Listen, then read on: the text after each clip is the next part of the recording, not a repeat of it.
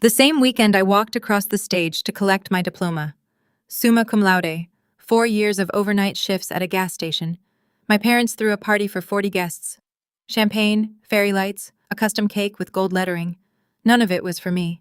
It was my sister's engagement party. My chair in the auditorium stayed empty, and my mother's only text that night was, "Sorry, honey, Kendra needed us more. You understand?"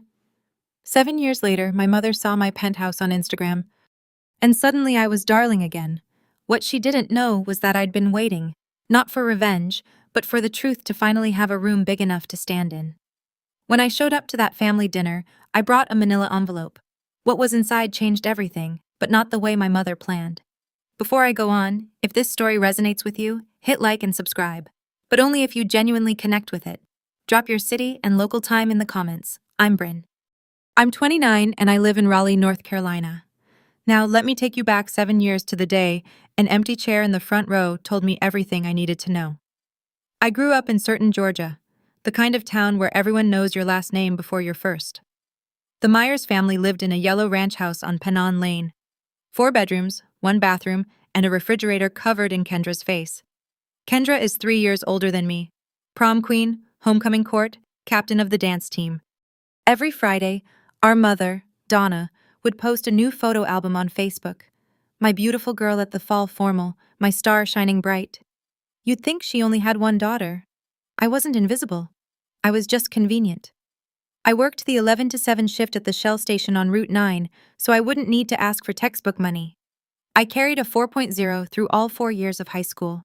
When I got the letter from NC State, full academic scholarship, I ran into the kitchen waving it like a flag.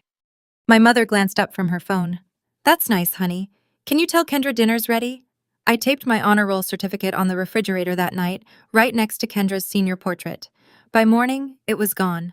I found it in the recycling bin under a cereal box. When I asked my mother about it, she didn't even look up. It cluttered the fridge bin. There wasn't room. There were 11 photos of Kendra on that refrigerator. 11. I counted. My father, Gerald, was a mechanic at Dillard's Auto Shop. Good hands, quiet mouth. He loved us both. I believe that. But he loved peace more. And in our house, peace meant agreeing with Donna. I didn't know it then, but that refrigerator was a scale model of everything that would come after. May 2019, NC State commencement. The arena held 4,000 people, and I could hear every single one of them.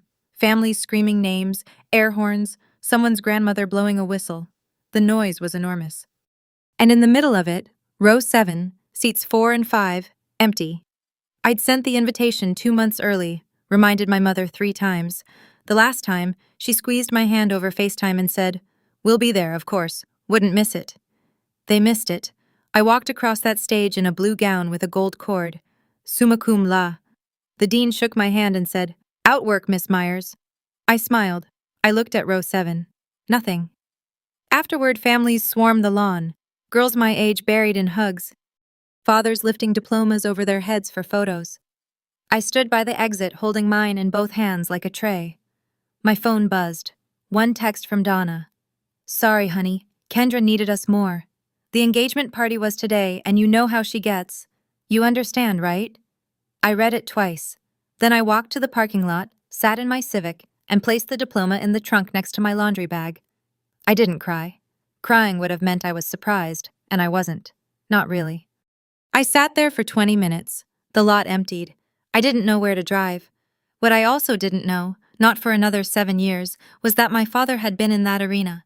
He'd been sitting in the back row 10 minutes before my name was called, but I'll get to that. 1 week later, I drove the 4 hours back to Cooperton, walked through the front door and found the living room still decorated. Silver balloons sagging in the corner, a half-eaten sheet cake on the counter that read Kendra and Travis Forever in pink frosting. My graduation had been 7 days ago. The confetti from my sister's engagement party was still on the floor. "Mom, why didn't you come?" Donna was folding napkins at the kitchen table. She didn't look up. "Ben, don't make this about you again." Kendra's engagement was a once-in-a-lifetime thing. So was my graduation. She paused, looked at me the way you'd look at a child asking for a second dessert. "You'll have other achievements, honey." Kendra needed the spotlight that day.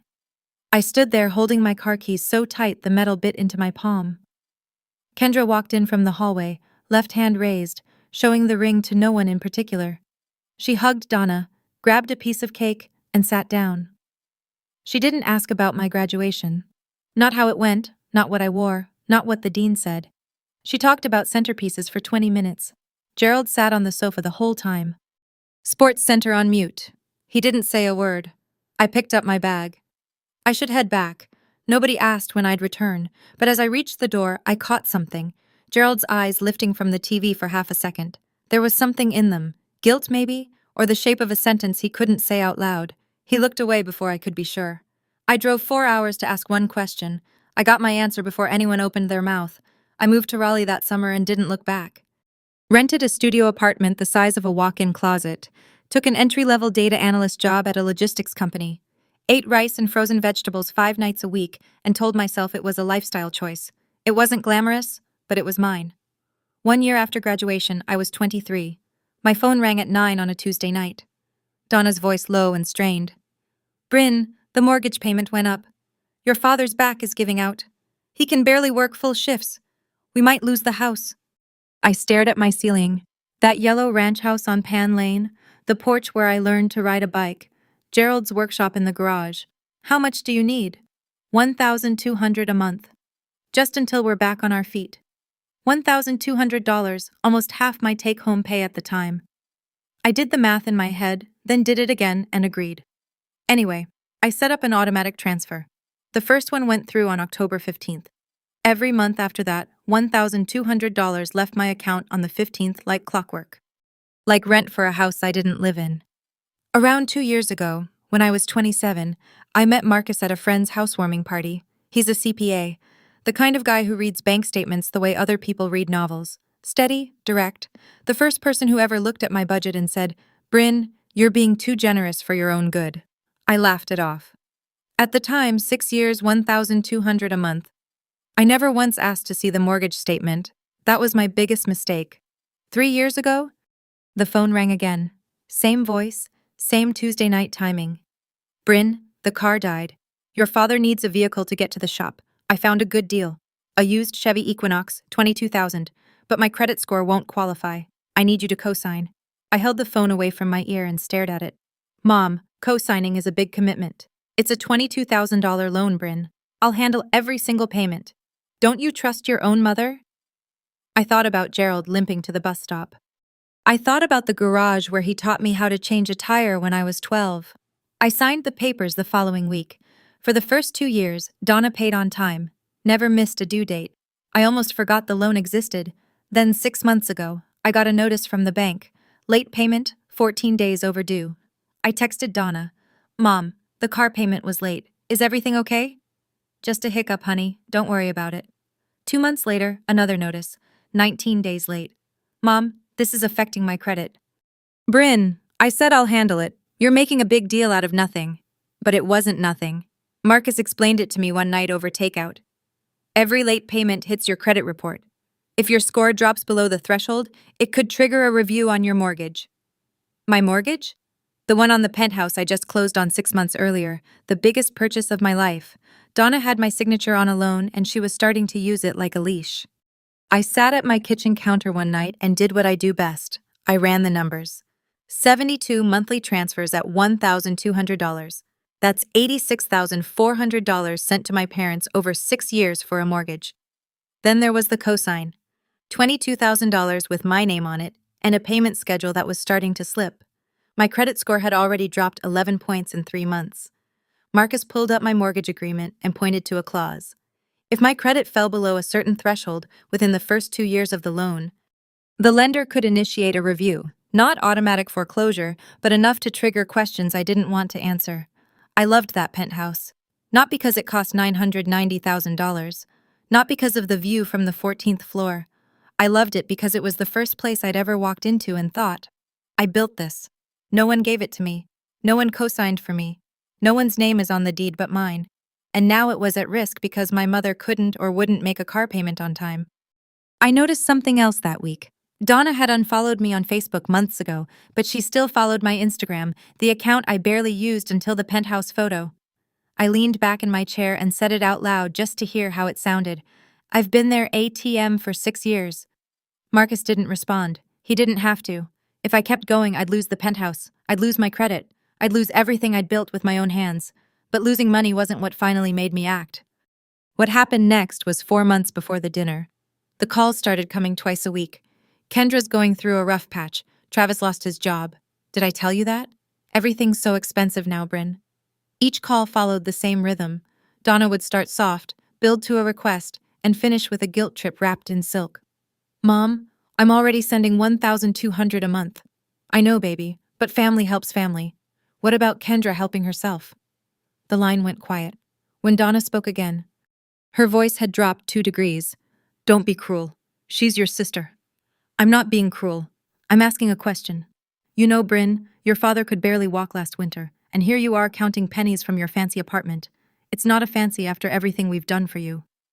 I closed my eyes. There it was, the script.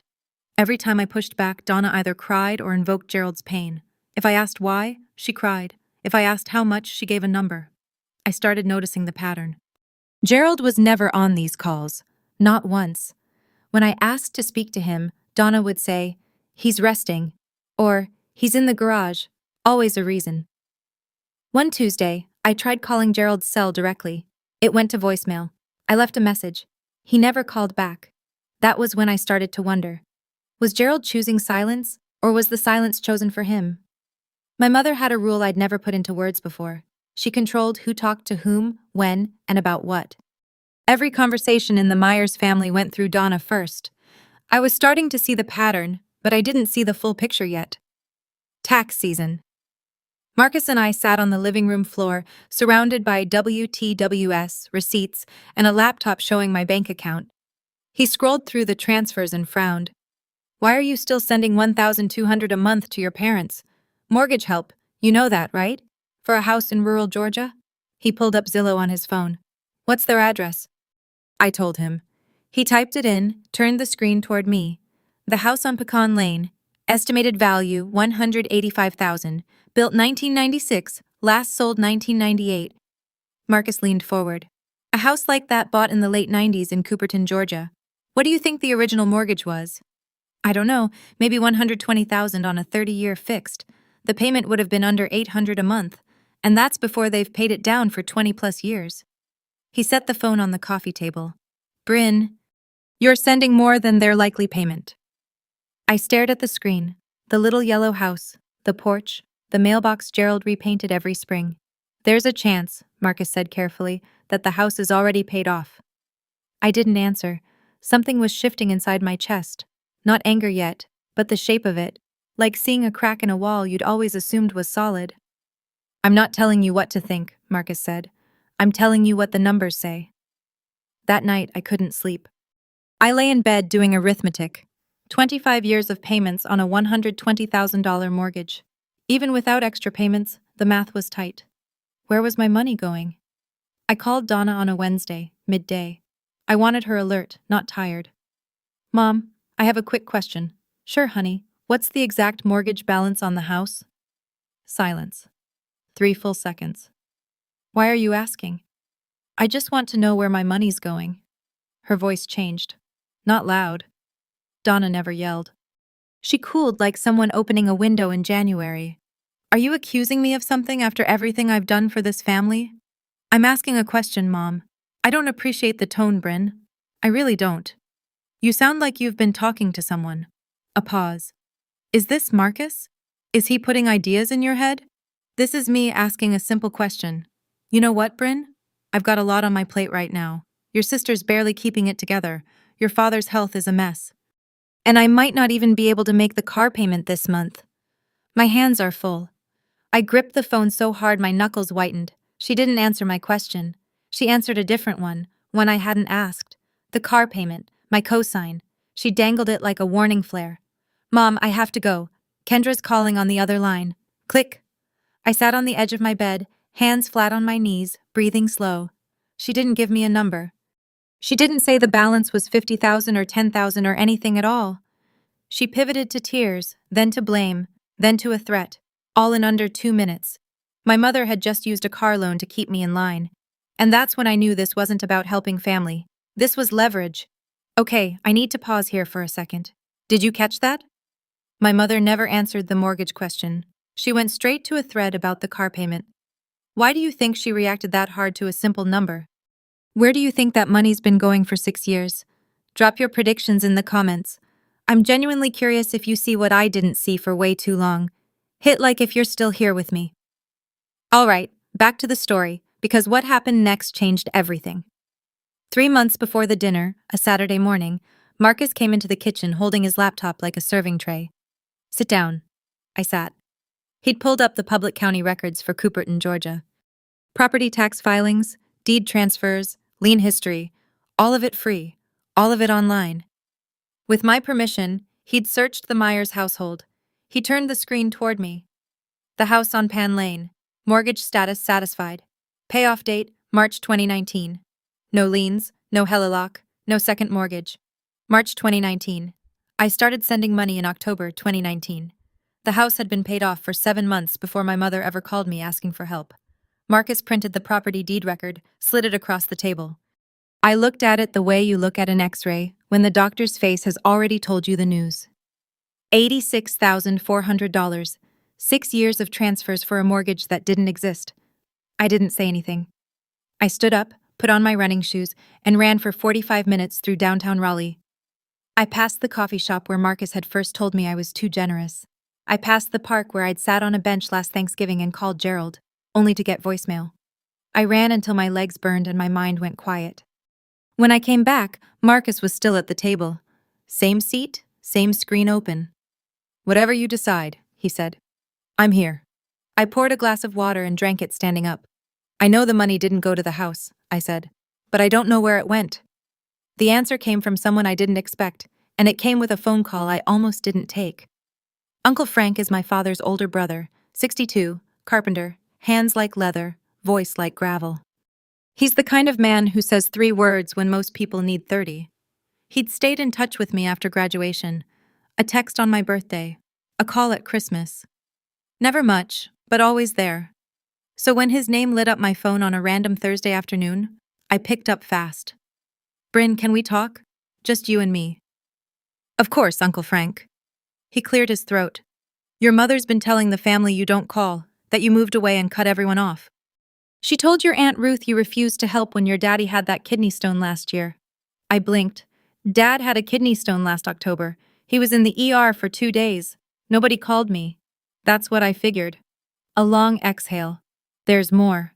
Donna came to me last month asking if I'd lend Kendra $15,000. I said no. Asked why. She said, Kendra's going through hard times. His voice tightened.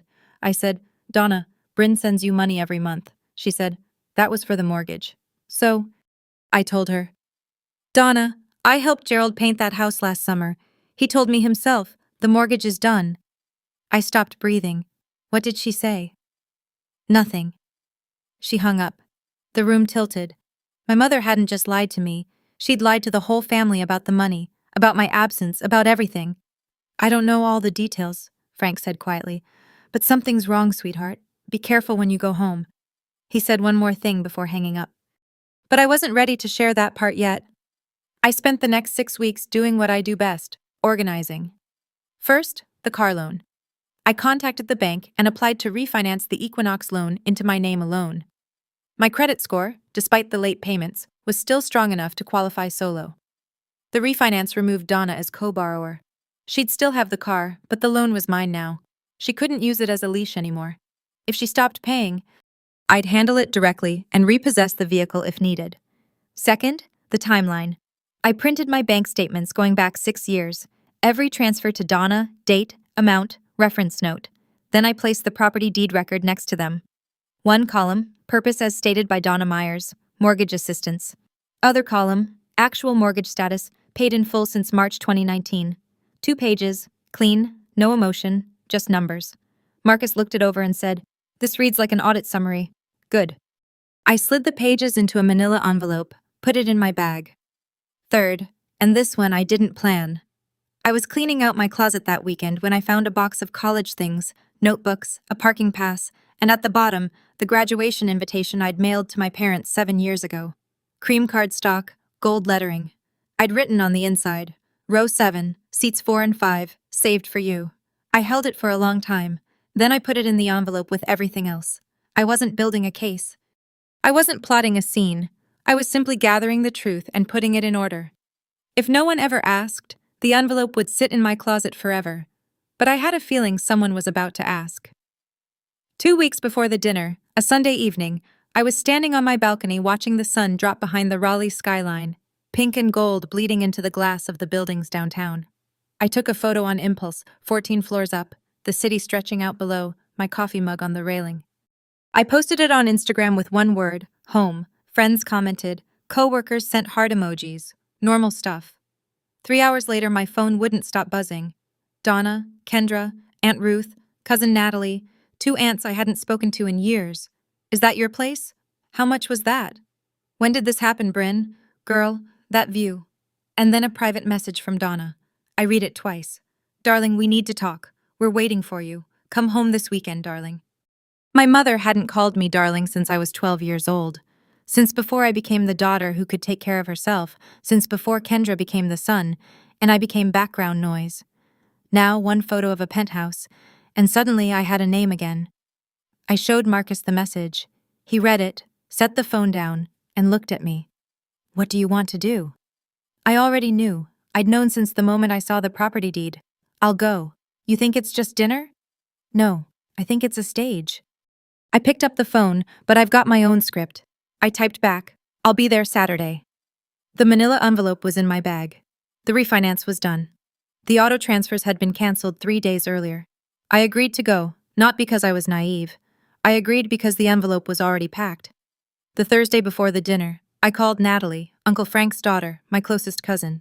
She works at the county clerk's office in Cooperton. We'd always gotten along, even when I stopped coming home. Hey Nat, how's everyone? She hesitated. That half-second pause people make when they're deciding how honest to be. Bin, can I ask you something? Go ahead. Your mom's been telling everyone you moved away and cut the family off. That you never call? That when your dad was in the hospital last year, she called you and you hung up on her. My jaw tightened. She never called me about Dad. Natalie, I didn't even know he was sick. Silence.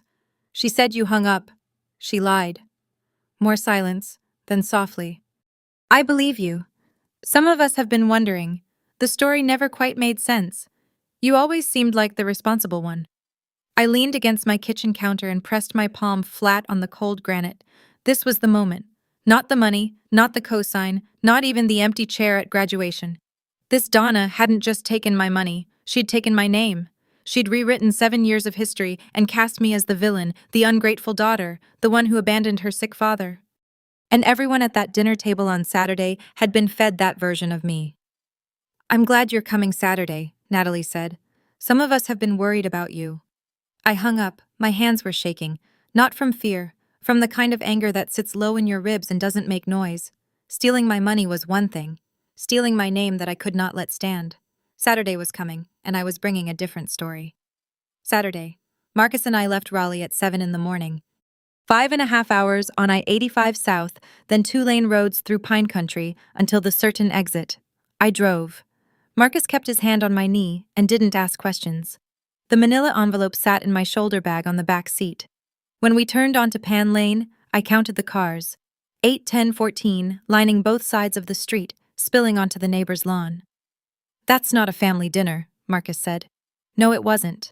I parked at the end of the block. Through the front window, I could see the living room packed.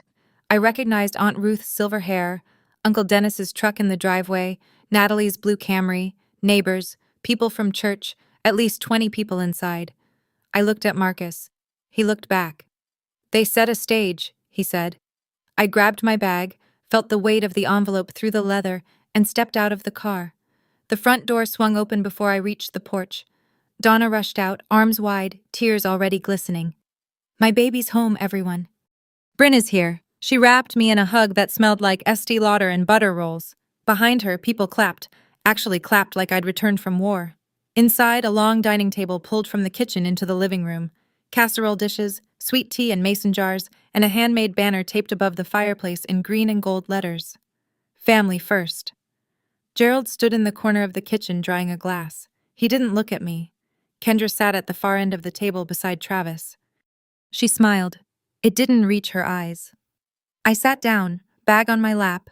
Dinner was loud and warm and felt almost real. Aunt Ruth passed cornbread. Uncle Dennis told a fishing story.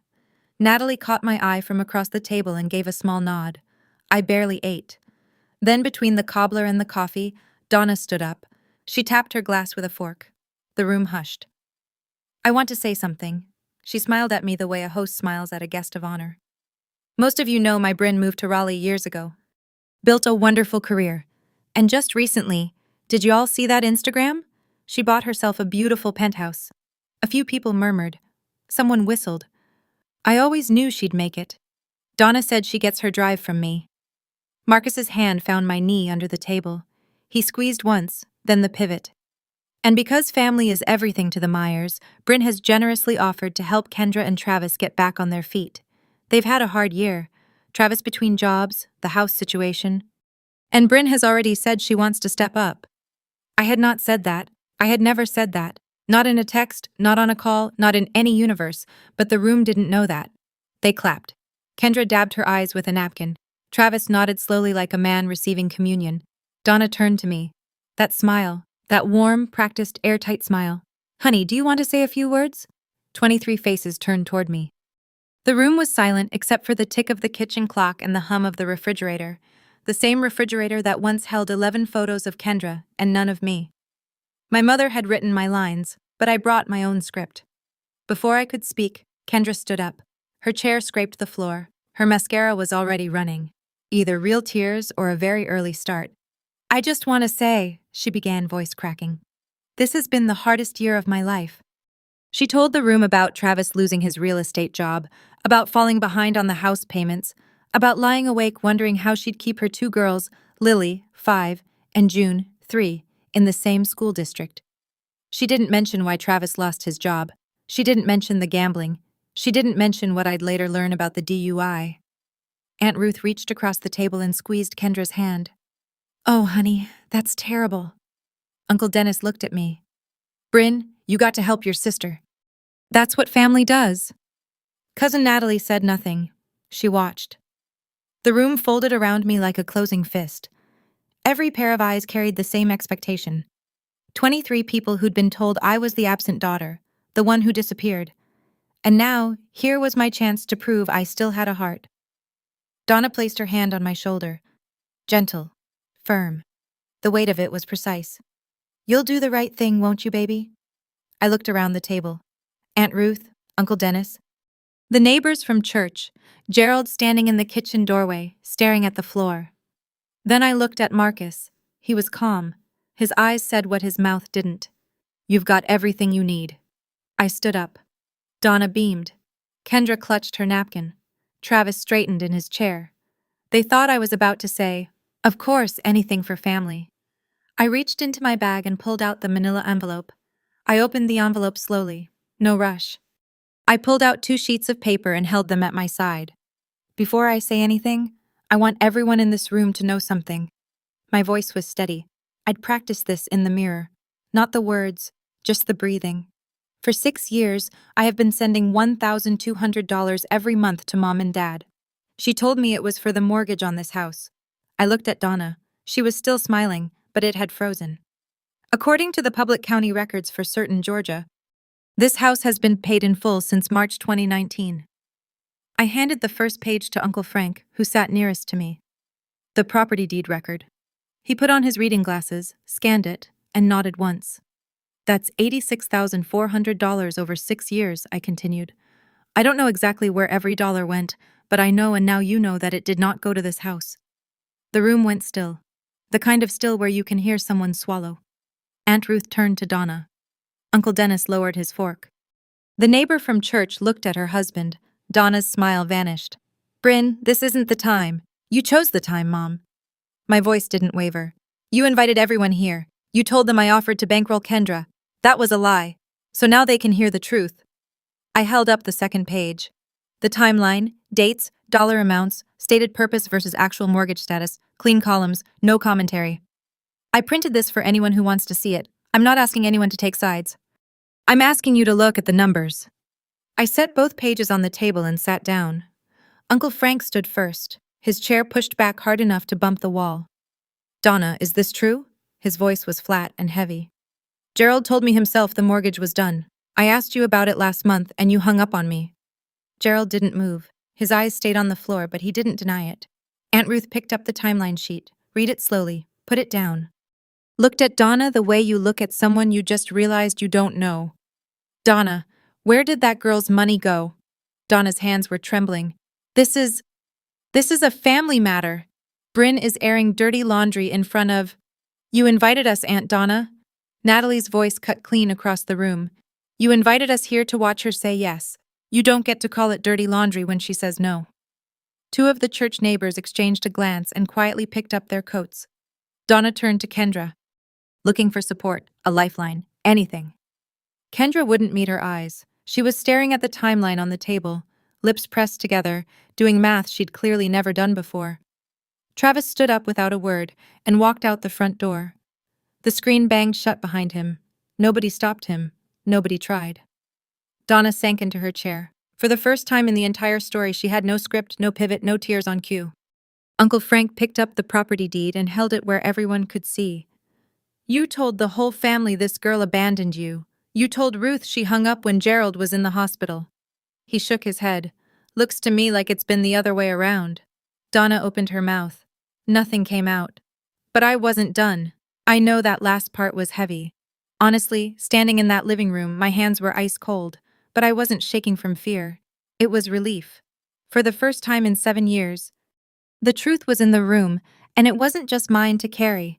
Here's my question for you.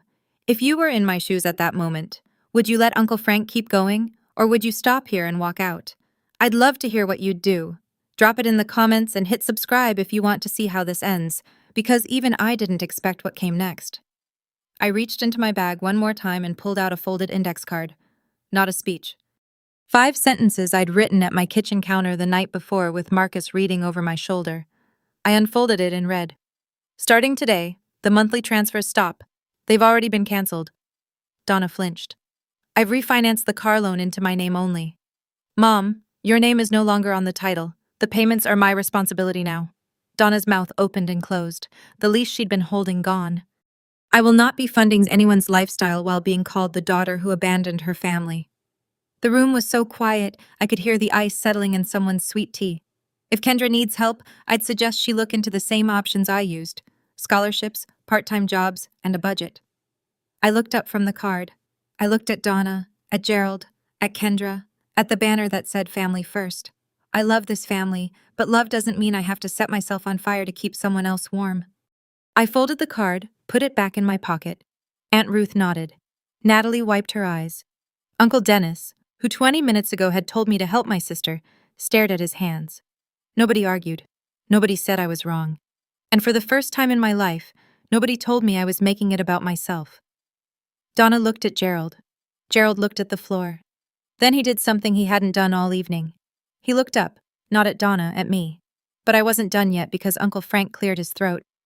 There's something else, he said. And the room held its breath. Uncle Frank stood in the middle of the room with his hands in his pockets, looking at Gerald the way a brother looks at a brother he's about to stop protecting. 7 years ago, Frank said, your daddy drove to your graduation. I stopped breathing. I know because I lent him my truck. His car wouldn't start that morning and he came to my house at 6 a.m. asking for the keys. He said, Frank, I'm not missing this.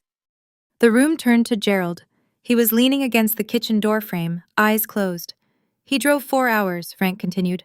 Got there early, sat in the back row. I know because he called me from the parking lot afterward and said he saw you walk across that stage. My chest cracked open. I could feel it. Something between grief and gratitude splitting me right down the center. Then Donna called him. Frank's voice hardened, told him Kendra had fainted at the engagement party. Told him to come back immediately. He left. Frank looked at Donna. I found out 2 weeks later. Kendra never fainted. It was a lie to get him out of that auditorium. Gerald opened his eyes. Tears ran down both cheeks, catching in the stubble on his jaw. This was the most emotion I'd seen from my father in my entire adult life. Donna stood up. That's not... It is true, Donna. Gerald's voice broke the room like a stone through glass. Stop. 2 words. The first he'd spoken all night. And they were aimed not at me, but at her. I gripped the edge of the table. My father had been there. He'd watched me graduate, and my mother had pulled him away with a lie. "I should have stayed, baby girl," Gerald whispered. "I should have stayed." The room was still reeling, people whispering, Aunt Ruth pressing a napkin to her eyes when Natalie stood up from the far end of the table. "Since we're being honest tonight," she said, "there's one more thing Aunt Donna didn't mention." The room pivoted. Natalie wasn't loud. She didn't need to be. She had the same steady energy as her father. 3 months ago, Travis Hadley was arrested for driving under the influence. He was processed through the county clerk's office. She paused. "I handled the paperwork. Aunt Donna posted his bail that same night." The silence hit different this time. This wasn't about money or mortgages. This was about trust. Kendra turned to Donna, her face drained white. "What?" Travis had come back inside and was standing near the door. He went red from the collar up. Kendra stood. "You were arrested 3 months ago." Travis said nothing. Kendra spun toward Donna. "You knew you bailed him out and didn't tell me." Donna raised both hands. "I was protecting this family." "No, Donna." Uncle Frank's voice was granite. "You were protecting an image. There's a difference." Donna collapsed back into her chair. The banner above her head, "Family First," hung there like a caption. No one believed anymore. For the first time in my memory, my mother didn't have a rebuttal. No tears, no deflection, no. After everything I've done. Just silence and a tablecloth she kept smoothing with both hands over and over, like she could press the wrinkles out of the evening. I looked around that room at the faces of people who had until 15 minutes ago believed I was the problem. Now they were looking at Donna, and she had nowhere left to turn. Things moved quickly after that. Uncle Frank put his hand on Gerald's shoulder. "Come on, brother, let's go get a coffee." Gerald hesitated, looked at Donna, then looked at me. Then he did something I'd never seen him do in 30 years of marriage. He chose someone other than Donna. He picked up his jacket and walked out the front door with Frank. The screen door closed softly behind them. No slam, just a click, but it echoed. Aunt Ruth came over and held both my hands. "We didn't know, sweetheart. I'm so sorry if I'd had any idea." Uncle Dennis stood behind her, arms crossed, shaking his head. "Donna told us you'd gone cold. I should have called you myself." Natalie hugged me at the door. "You did the right thing. I know it doesn't feel like it right now." It didn't, and it did, both at the same time. Kendra hadn't moved from her chair. She sat with her hands flat on the table, staring at the timeline sheet I'd left there. Her mascara was ruined. Real this time. Not performance tears, processing tears. Travis was already gone. His truck pulled out of the driveway while Aunt Ruth was still talking. 3 church neighbors slipped out without a word. One of them, Mrs. Gentry, who'd known our family for 20 years, stopped beside me on the porch and said quietly, "You did the right thing, hun." Inside, Donna sat alone at the head of the table. The cobbler was cold. The sweet tea had gone watery. The banner above her read, "Family First in handmade letters, and she sat beneath it like a queen in an empty court. Nobody was clapping anymore. Sunday morning, Marcus and I were loading the car outside Uncle Frank's house where we'd spent the night. The sun was barely up. The air smelled like red clay and pine. Gerald appeared at the end of the driveway. No truck. He'd walked from Frank's kitchen, coffee in hand, wearing the same flannel from last night. He sat down on the porch step. I sat beside him. Marcus went inside without being asked. We sat in silence for a full minute. Gerald held his cup with both hands like it was the only warm thing left in the world. "I don't expect you to forgive me," he said. I waited. "I was at your graduation. I saw you walk across that stage. You looked—" He swallowed. "You looked proud, and I left. I left because your mother said." He stopped, shook his head. "No. I left because I was a coward. I didn't argue with him. He wasn't wrong. I knew about the money," he said. "Not all of it, but enough. Donna would mention things. Bryn's helping out. Bryn's sending extra this month. I never asked where it went. I should have." "Yeah," I said. "You should have." He nodded. No excuses, no justification, just a man sitting with the full weight of what he didn't do. I looked at the pine trees lining the street at the mailbox he used to repaint every spring. "If you want to talk," I said, "call me on Tuesdays. Just you, not through Mom." He looked at me, eyes red but steady. "Tuesdays. Your voice, not hers. That's where we start." He reached over and squeezed my hand once. Quick, rough, the way a man does when he doesn't trust himself to do more. We started there. I was closing the trunk when Kendra appeared at the end of the driveway. Eyes swollen, no makeup, hair pulled back in a way I hadn't seen since we were teenagers. She looked smaller than I remembered. "Did you know Mom bailed Travis out and didn't tell me?" Her voice was raw. "No, I found out the same time you did. 3 months." She shook her head. 3 months she kept that from me in my own house.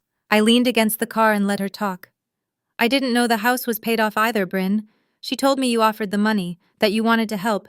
She said it was your idea, and you never asked me directly." Kendra flinched, then nodded. "No, I didn't. She told me you didn't need help. She told you I volunteered. She told the family I disappeared." I crossed my arms. Everyone got a different story. That's how she kept the whole thing running. Kendra stared at the ground for a long time. When she looked up, her eyes were wet but focused. "What do I do now?" "That's not my question to answer, Kendra. But I'd start by looking at your own bank statements." She pressed her lips together, nodded. I opened the car door, paused. "I don't hate you. I need you to hear that, but I'm done carrying both of us." She didn't respond right away, then quietly. "I wouldn't blame you if you did." I got in the car. Marcus was already in the passenger seat pretending to check his phone. He's good at knowing when to disappear. I pulled out of the driveway. In the rearview mirror, Kendra was still standing there, arms wrapped around herself, watching me go. 2 weeks after the dinner, here's what changed. Donna deleted the family first banner photo from Facebook.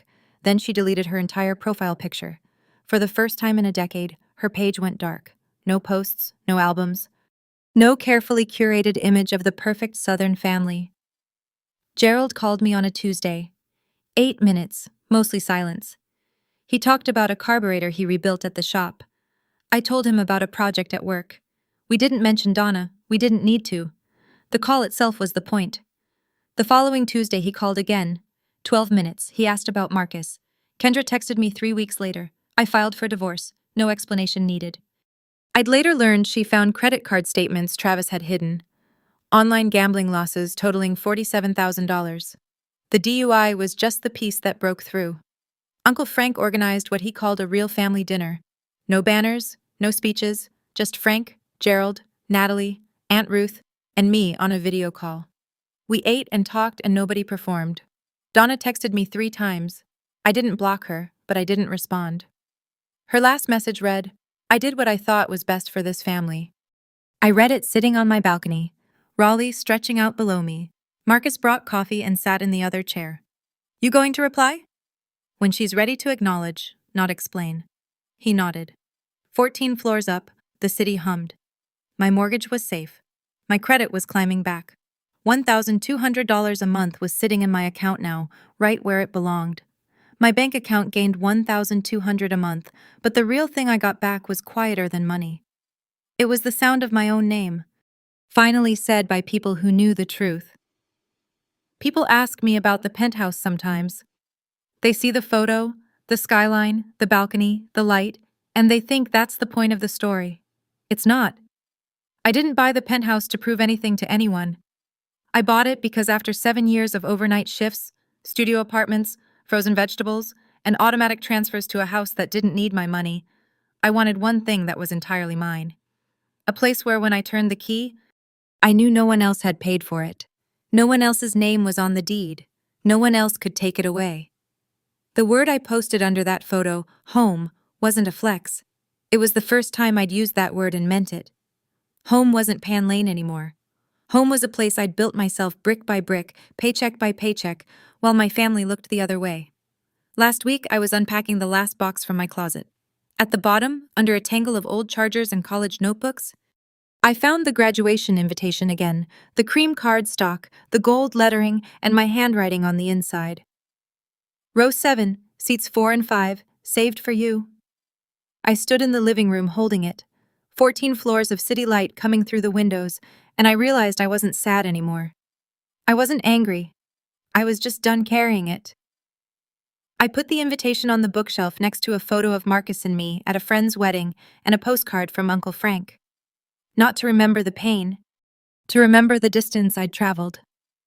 The penthouse is 14 floors up, but the journey that got me here started in a parking lot where I stood alone with a diploma and nowhere to go. So, where does everything stand now? Gerald and I talk on Tuesdays. The calls are getting longer, 15 minutes last week.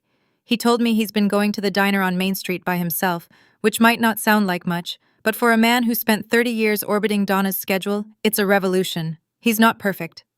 He spent 7 years watching and saying nothing, but he's trying and trying counts, as long as it's consistent.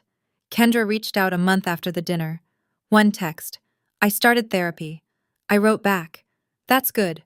Short, not cold, just honest. I'm not ready to rebuild with Kendra yet.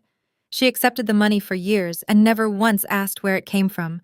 She's not the villain of this story, but she's not innocent either. We'll see. The door's not locked, but it's not open wide. Marcus and I are solid. He doesn't bring up the dinner unless I do. Some nights we sit on the balcony and say nothing. Those are my favorite evenings. And Donna, she hasn't reached out in a way that feels real. Her texts are still wrapped in justification. I was trying to keep this family together. You don't know the pressure I was under. None of it starts with I was wrong. I'm not waiting for a perfect apology. I know she may never give one, but the minimum is acknowledgement, not explanation. Not deflection, not repackaging, just I lied and it hurt you. Until that happens, the door stays where it is. Boundaries don't require the other person's approval. They only require yours.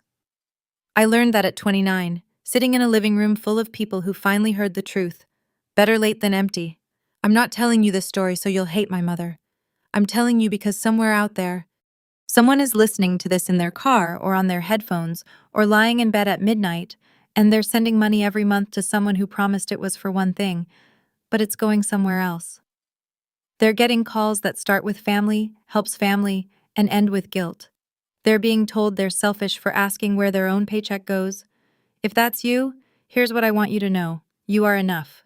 You've always been enough. The person who can't see it? That's their blindness, not your failure. Loving your family doesn't mean you have to let them consume you. You can love someone and still say no more. Those two things don't cancel each other out. They never did. And if the day comes when you draw a line and they call you ungrateful or selfish or cold, remember this. Selfish people rarely lose sleep worrying about being selfish. The fact that it keeps you up at night is proof you're not what they say. I used to think strength meant enduring, taking the hit and standing back up. And sure, there's a kind of strength in that, but there's another kind. The kind where you stop stepping into the ring altogether. That's where I am now, not fighting, not running, just standing in a home I built with my own name on the door, drinking coffee on a balcony 14 floors above a city that doesn't know my story. The empty chair at my graduation used to be the saddest thing I owned. Now it's just a chapter. And the chapter has a different ending than the one my mother wrote for me. 7 years ago, my mother texted me.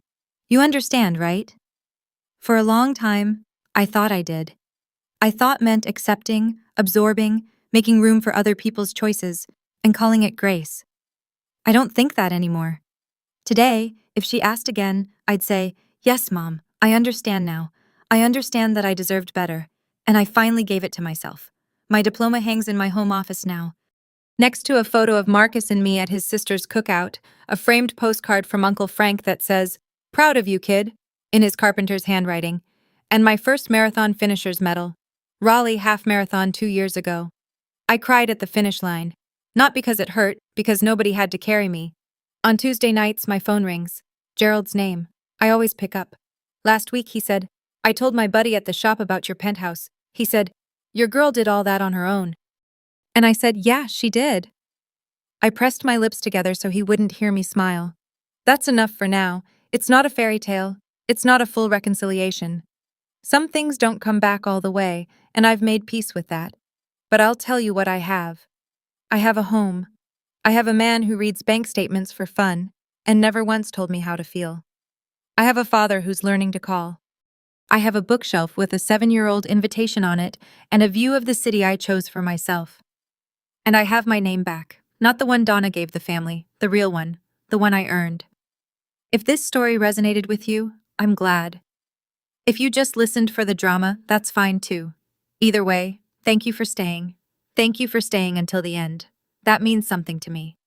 If you've ever had to set a boundary with someone you love, even when it cost you, I'd love to hear your story in the comments. I read every single one. Hit like if this one made you think. And if you want more, there's another story waiting for you in the description below. Same kind of family drama, but the twist, you won't see it coming. I didn't either. Take care of yourselves. And remember, your name belongs to you. Nobody else gets to rewrite it.